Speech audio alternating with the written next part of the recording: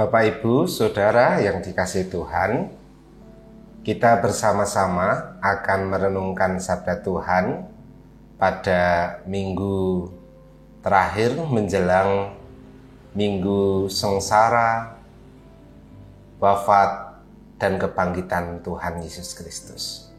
Oleh karena itu, sebelum kita mendengarkan sabda Tuhan, mari kita tunduk dalam doa. Agar kami dapat mengerti, menghayati, merenungkan sengsara dan kematian Tuhan kami Yesus Kristus, kami memohon hikmat-Mu, sehingga melalui firman-Mu kami beroleh berkat Tuhan. Dalam Kristus Yesus kami siap menerima sabda-Mu. Amin. Bapak, Ibu, Saudara yang dikasihi Tuhan, sabda yang akan kita dengar saat ini terambil dari Injil Markus pasal 15. Injil Markus 15 ayat 33 sampai dengan 39. Injil Markus 15 ayat 33 sampai 39 yang demikian.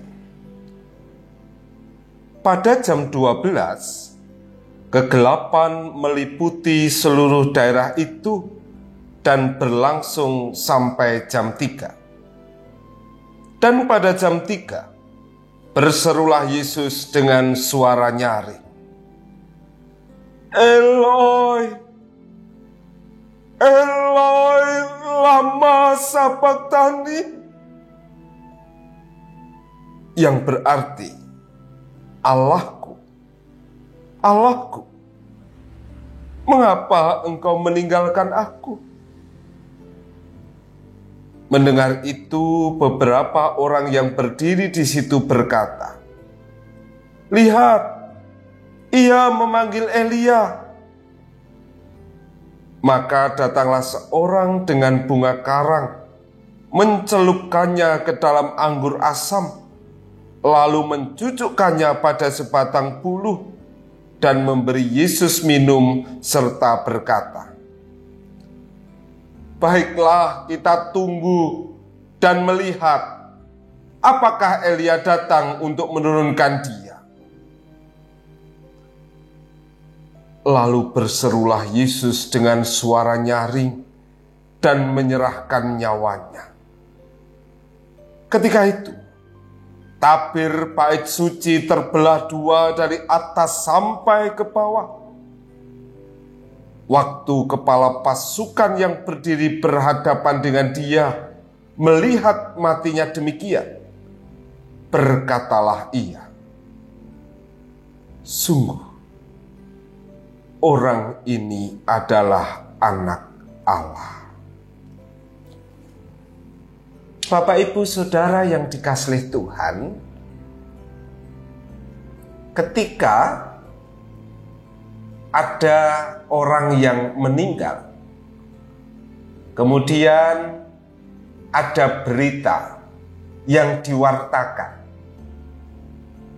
baik melalui media cetak maupun media elektronik.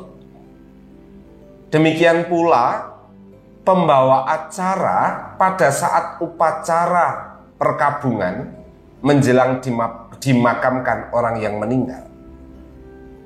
Salah satu isi yang disampaikan sebagai pembuka adalah sebagai berikut. Telah meninggal dunia dengan tenang. Atau kalau dalam bahasa Jawa, sampun sedo, sampun tinimbalan dening Gusti kanthi tentrem. Tentu ketika kita mendengar kalimat itu, kita menganggap itu sebagai hal yang wajar, sebagai upaya untuk menunjukkan bahwa orang yang meninggal ini meninggal baik-baik saja. Tetapi apakah betul ketika orang yang meninggal ini meninggal dengan tenang? Maknanya sangat banyak. Mosok iya ketika pembawa acara mau mengatakan nuwun sewu nggih menika nggih, nuwun sewu. Sampun tinimbalan dening Gusti kanthi kroncalan, kanthi kejet-kejet, lagi mboten. Tentu akan mengatakan dengan bahasa demikian supaya halus, supaya baik. Ketika bicara meninggal dengan tenang, maknanya sebenarnya sangat banyak. Bisa menunjuk pada kondisi bagaimana orang itu menjelang meninggalnya. Kalau melihat pada pengalaman saya, ada memang orang yang ketika menjelang meninggal, setelah saya berdoa, kemudian masih tetap dalam pendampingan, saya ada di sampingnya, kemudian tiba-tiba ada yang dengan ekspresi senyum. Sehingga itu kemudian seringkali menghibur keluarga, meneguhkan keluarga dalam kedukaannya. Orang tua saya meninggalnya dengan sukacita, dengan tenang. Tetapi ada juga yang kemudian saya dampingi, misalnya di ICU, kemudian keadaannya kritis, keadaannya koma. Kemudian ketika menjelang kematiannya dengan kondisi fisik yang sungguh memang menurut kemanusiaan memprihatinkan. Atau ketika mendampingi orang yang meninggal berada di unit gawat darurat karena mengalami kecelakaan. Kemudian melihat sendiri bagaimana proses meninggalnya. Tiang kecelakaan. Apa wonten ingkang nanggenipun ketimbalan namung melihat bagaimana tidak mudahnya proses itu. Tetapi makna yang lain, meninggal dengan tenang dalam arti ketika kemudian hal itu menunjuk kepada tugas-tugasnya. Setahu saya pernah mendapatkan info kalau berada di luar Jawa ada beberapa kondisi jenazah yang kalau meninggal kemudian tangannya tidak dilipat di tangan, tetapi diluruskan. Nah, yang membedakan adalah bagaimana orang itu sudah menyelesaikan tugasnya atau belum. Kalau masih punya tanggungan, anak-anaknya pada belum menikah, belum pensiun, berarti masih punya tanggungan. Tetapi kalau yang sudah tidak lagi memiliki tanggungan, berarti sudah loss. Itu membedakan meninggal dengan tenang. Tetapi mari kita belajar dari sabda Tuhan melalui peristiwa menjelang kematian Tuhan Yesus. Dalam sabda tadi disampaikan bagaimana menjelang kematian Tuhan Yesus pada pukul 12 siang. Bayangkan, Tuhan Yesus tersalib di atas kayu salib dengan luka di sekujur tubuhnya. Suasana, cuaca begitu panas. Meskipun kalau di daerah Timur Tengah memang udaranya kencang, tetapi terik. Ketika saya ke sana, saya mencoba menghayati itu. Memandang bagaimana Yesus berada di Bukit Golgota pada siang hari, posisi tersalib, tubuh dengan penuh luka. Derita yang dialami dan dirasakan oleh Yesus begitu luar biasa. Apakah Yesus boleh dikatakan dengan ketenangan menghadapi deritanya? Tidak tenang. Gitu. Tangan terpaku, tubuh di tubuhnya penuh dengan luka karena cambukan. Kepala penuh dengan darah karena dengan mahkota duri. Semuanya membuat Yesus mengalami derita. Hal itulah yang kemudian dapat kita fahami ketika Yesus kemudian sebagai manusia sejati, dia berteriak, Eloi, Eloi lama sabachthani.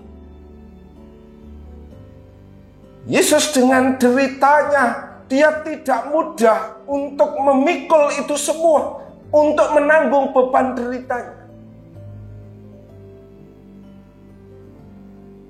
Beberapa warga yang mengalami sakit akut atau menahun, biasanya ketika perkunjungan kemudian selalu ungkapan yang disampaikan, Pak Pendeta, mbok kula gek didongake enggal ditimbali Gusti.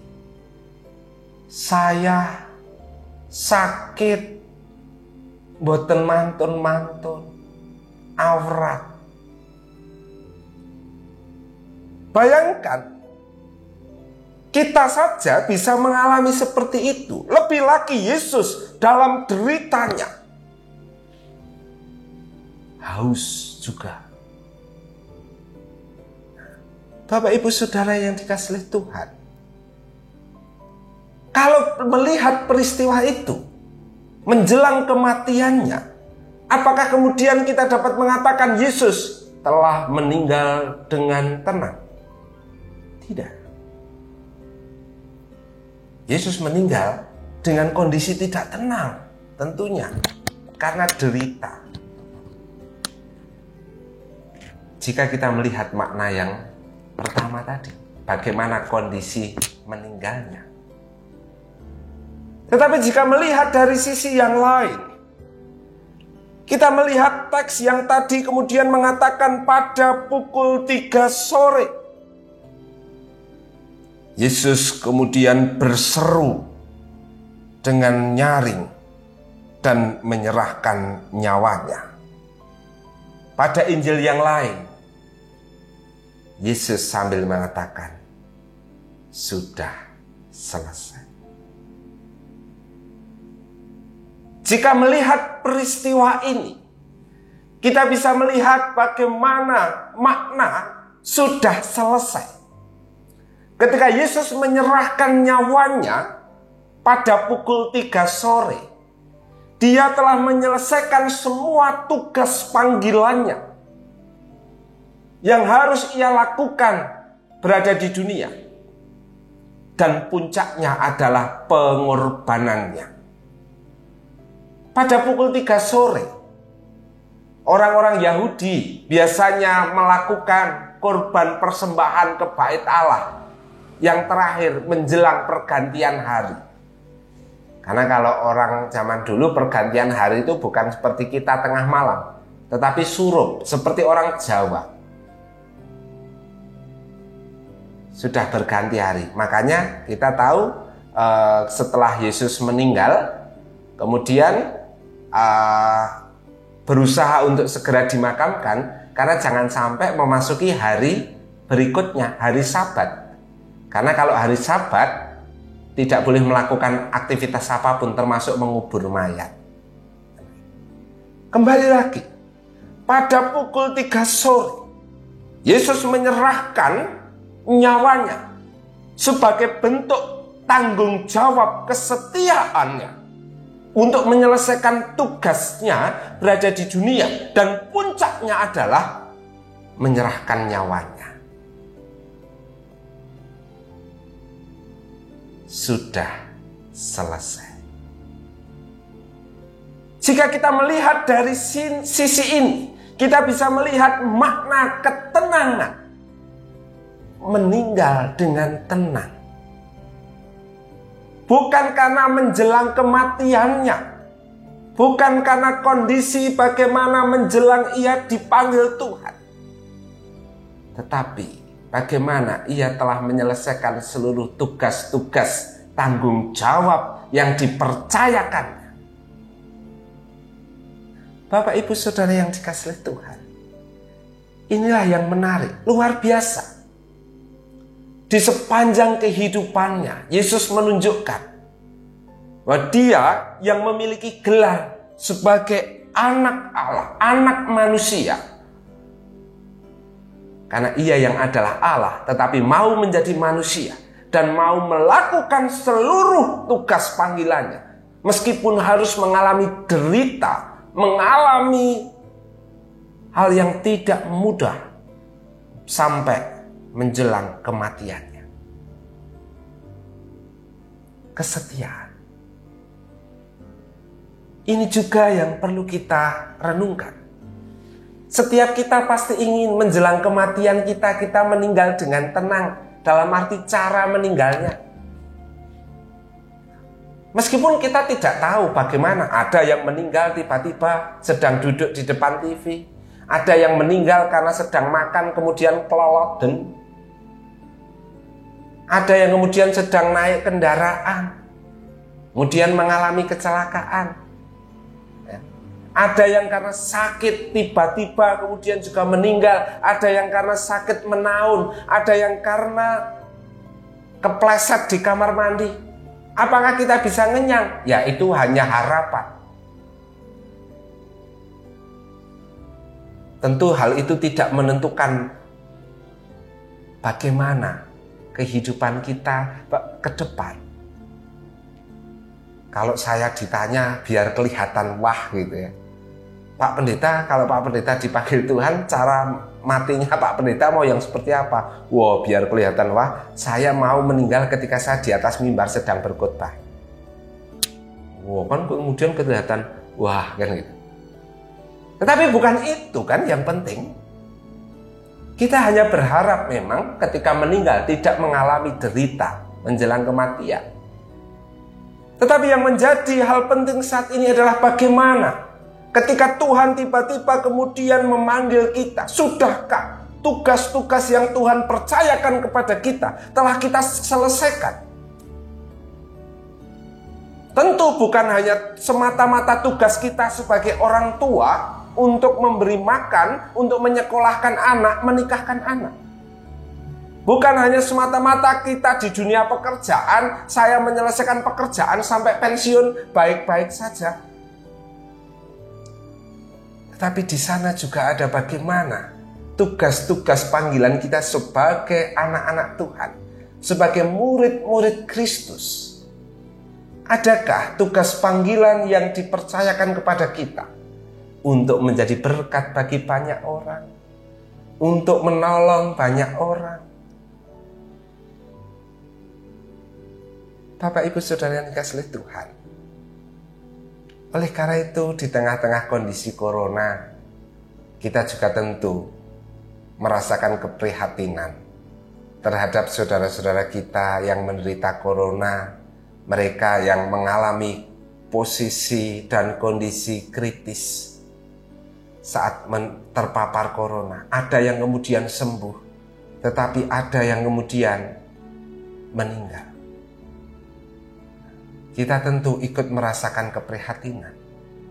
Dan dalam keprihatinan itu, kita diajak untuk bukan hanya prihatin, tetapi kita diajak untuk kemudian melihat diri kita. Bukan bicara tentang lebih beruntung, kita merasa lebih baik, merasa terberkati, bukan. Tetapi, aku pun akan meninggal. Pada waktunya aku pun akan dipanggil Tuhan. Dan bukan tentang cara kematian yang paling utama. Tentang apa yang telah aku lakukan di sepanjang kehidupanku sampai kematian menjemputku. Selamat merenung menjelang perayaan Paskah. Tuhan memberkati. Amin. Mari kita berdoa. Bapa yang Maha Baik, terima kasih karena anugerah terbesar-Mu Engkau nyatakan melalui kematian Tuhan kami Yesus Kristus. Terima kasih karena melalui kematian Tuhan Yesus, kami bukan hanya beroleh keselamatan, tetapi saat ini kami juga diajar akan tugas tanggung jawab dan panggilan kami sebelum kami Tuhan panggil. sebelum ajal menghampiri kami. Engkau menghendaki agar tugas-tugas panggilan yang Engkau percayakan kepada kami sebagai anak-anak Tuhan, sebagai orang-orang yang telah menerima keselamatan di dalam Tuhan Yesus, agar kami menunaikan tugas panggilan kami dengan baik. Jika menilik kehidupan yang telah kami lalui, ampuni kami ya Tuhan. Karena kami abai. Kami hanya berusaha memenuhi tugas panggilan kami sebagai suami, sebagai istri, sebagai orang tua, sebagai anak, tanpa kami memikirkan panggilan kami sebagai anak-anak Tuhan yang sejati. Kami memohon pengampunan-Mu, seraya kami memohon berkat pertolongan-Mu, agar masa Prapaskah yang akan segera berakhir dan kami akhiri dengan sukacita Paskah, membawa semangat baru, spirit baru dalam kehidupan kami. Terlebih melalui kehidupan kami yang harus berhadapan dengan pandemi COVID-19. Ajar serta mampukan kami untuk memaknai kehidupan kami dengan lebih baik sebagai anak-anak Tuhan. Hanya di dalam nama Kristus Yesus, Penyelamat, Penolong kami, Guru kami yang sejati, kami memohon berkat. Amin. Tuhan Yesus memberkati.